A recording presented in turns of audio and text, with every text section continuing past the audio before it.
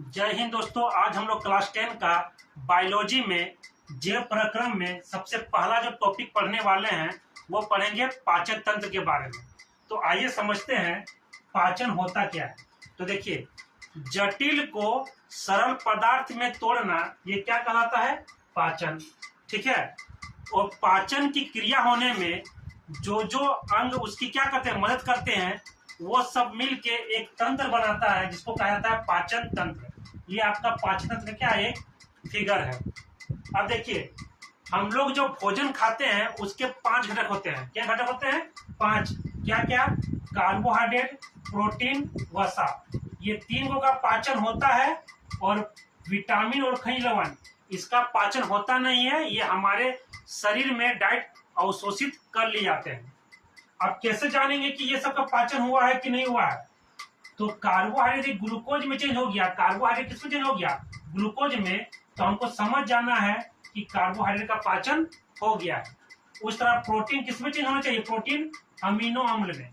Protein यदि amino अम्ल में बदल गया तो आपको समझ जाना है कि प्रोटीन का पाचन हो गया है। उस तरह वसा किसमें चेंज हो जाना चाहिए? वसा अम्ल और ग्लिसरॉल में। वसा यदि वसा अम्ल और ग्लिसरॉल में बदल जाता है तो यानी वसा का पाचन हो गया है।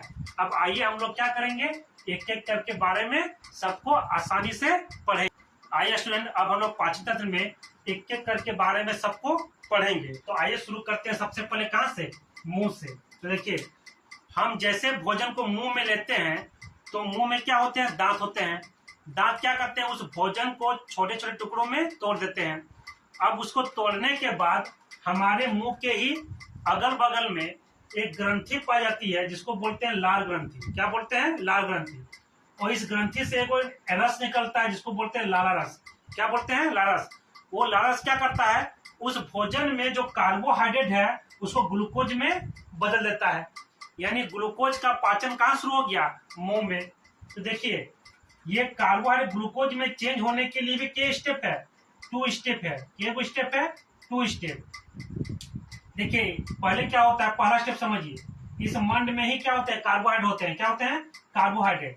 और ये टाइलिन भी कहाँ होता है? लाला रस में भी टाइलिन एंजाइम होता है। क्या होता है? टाइलिन एंजाइम होता है।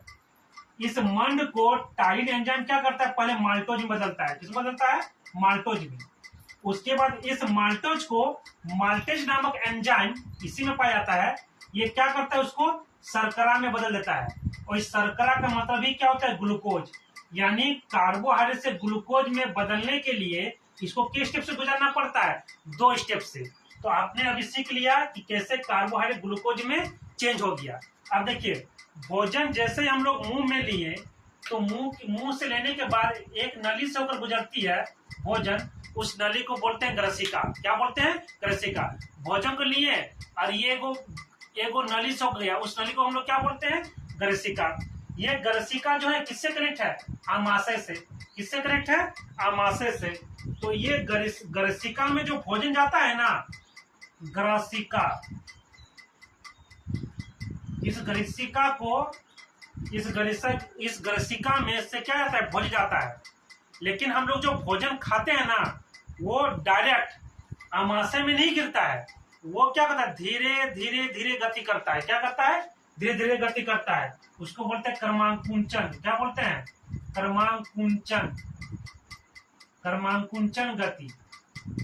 यानी हम लोग जो भोजन खाएं तो किस नली से होकर गया? ग्रसिका से।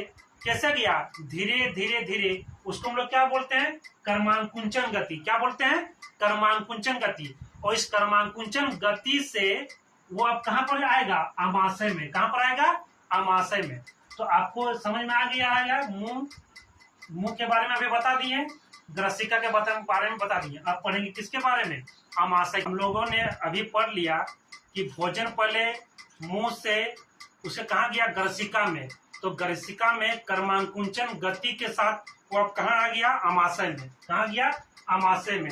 फिगर में देख सकते हैं, मुंह से कहा गया? ग्रसिका में। ग्रसिका में कर्मांकुंचन गति हुआ और वो कहाँ चला गया? भोजन आमाशय में। यानी हम लोग का भोजन अब कहाँ आ गया है? आमाशय में। तो आमाशय की दीवारों में एक ग्रंथि पाई जाती है जिसको बोलते हैं जठर ग्रंथि। क्या बोलते हैं? जठर ग्रंथि, और जठर ग्रंथि से क्या रस निकलता है? 3 गो, HCl, पेप्सिन, श्लेष्मा।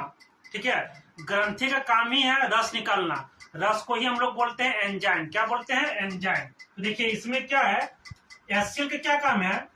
HCl को बोलते हैं हाइड्रोक्लोरिक अम्ल। क्या बोलते हैं? हाइड्रोक्लोरिक अम्ल। ये क्या करता है? भोजन में यदि कोई कीटाणु है तो वो उसको मार देता है, सबसे पहला बात यह है। और दूसरा क्या है? आप जो भोजन खाए हो उस भोजन किसमें चेंज कर देता है? अम्ल में। किसमें चेंज करता है? अम्ल में। पेप्सिन, इसका क्या काम है? ये प्रोटीन को किसमें चेंज कर देता है? पेप्टोन में। कौन? पेप्सिन। और ये श्लेष्मा क्या करता है?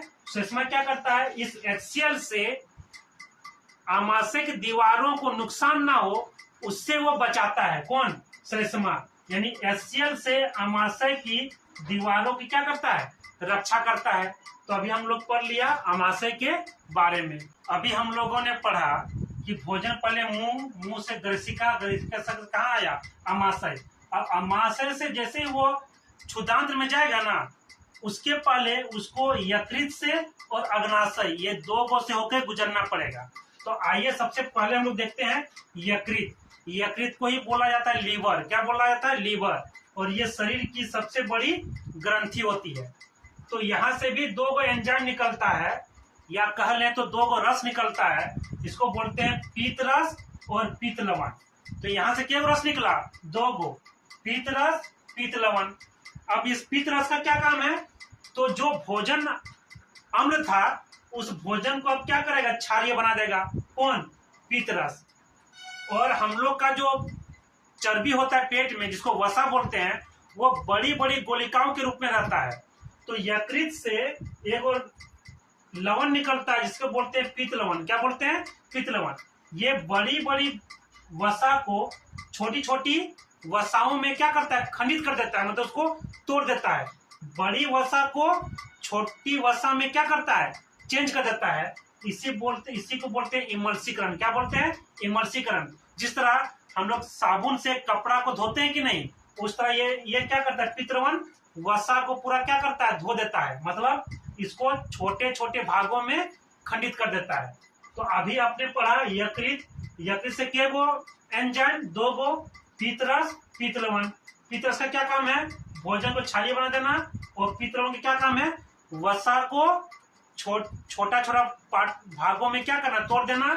इसी प्रक्रिया को बोलते हैं इमल्सी।